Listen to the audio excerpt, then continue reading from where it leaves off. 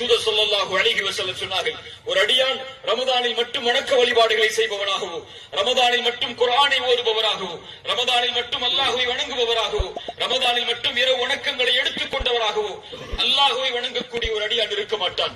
ரமதானை வணங்கக்கூடியவர்கள் தான் ரமதானோடு வணக்க வழிபாடுகளை முடித்துக் கொள்வார்கள். யார் அல்லாஹ்வை வணங்கினார்களோ, யார் அல்லாஹ்வை உறுதியோடு ஈமானோடு இஸ்திகாமத்தோடு அல்லாஹ்வை வணக்க வழிபாடுகளில் வணங்க வேண்டும் என்று ஆர்வம் கொண்டிருக்கிறார்களோ அவர்கள் தாங்கள் செய்த வணக்கத்தில் நிலையாக இருப்பார்கள்.